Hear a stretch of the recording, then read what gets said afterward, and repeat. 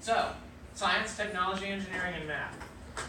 They go hand in hand with music all the time, all right? So from meter and like how music feels, from psychological science of how music makes you feel, or just the physics of sound in general. And I'm going to be talking a lot more about the physics with you today.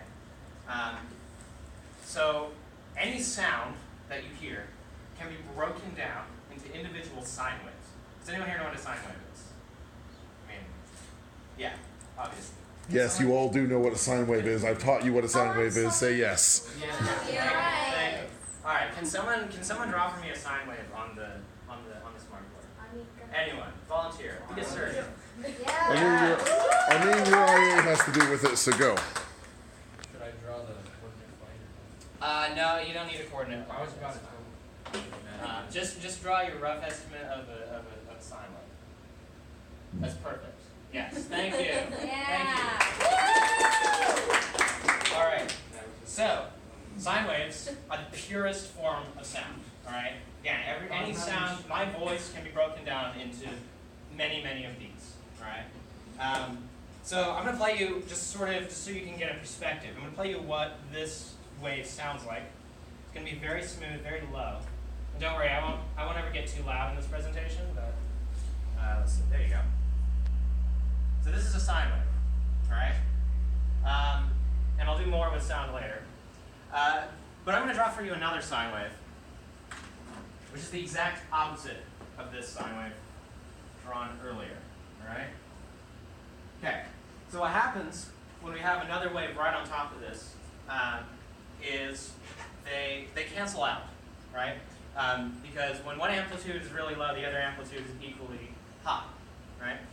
So if I played these two waves together, hold on, they would sound like this. You don't hear anything, right? Yeah. So what this is called is a node. Nodes occur when sine waves are on top of each other so that the sound totally cancels out. All right? So this is me. I'm getting a call. Wonderful. All right. The ringtone is made up of sine waves. It's all part of my presentation. Okay, so what I'm going to play for you now is actually I want everyone to stand up. And I'm going to show you how your position in a room can reveal nodes and what are called antinodes. Antinodes are the exact opposite of nodes and where sound is just the loudest. All right? So I'm going to play you this wave, and I want you to walk around and see if you can hear where the wave is almost completely silent. Right? See if you can find the nodes. Yeah, right there is a good spot. Hey, Dr. Steele.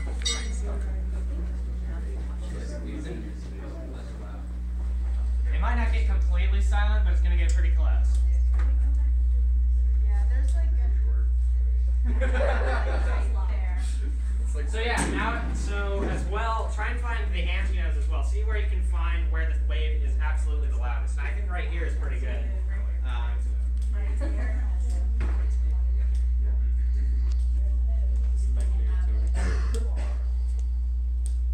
So the reason why this happens is you can think of sound, you can think of this room like a pond, right? When you drop a stone in a pond, it ripples, right? But it doesn't just ripple out; it hits walls, and so the ripples bounce off the walls and they start interacting with each other. Okay, that's exactly what's happening here. You can think of this amp as the stone I'm dropping in the pond, which is this room, and the water just represents all the sound waves. Make sense? Yeah. Right. And so this is happening, of course, all at the speed of sound. So it's all so the nodes and stuff are all going to be in the same spot, but.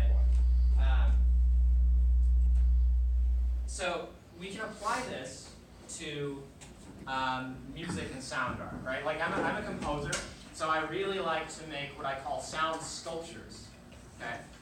So I use this technique to create sound that's different depending on whatever room you're in. Sorry. So let me just. So I'm gonna have you stand up one more time. sorry.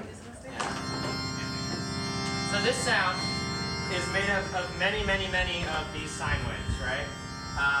So if you stand completely still, the sound is just going to be very, very smooth.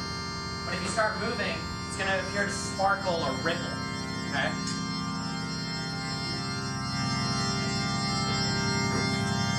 Can you hear that rippling whenever you move? And then if you stop, this is totally smooth.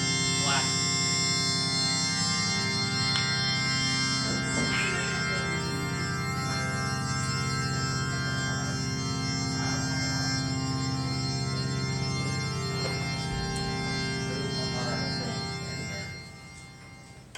So that's what I call a sound sculpture, and it's a very cool piece of art in my opinion, at least. But this happens with every sound you might hear. If you pass by a waterfall, you may have noticed that like as you move past the waterfall, the sound sort of seems to like warp. You may not have noticed that, but next time you pass by a waterfall, listen to how the sound changes as you move, because it's very prevalent in areas like that. But that's all I have for you. Thank you for listening.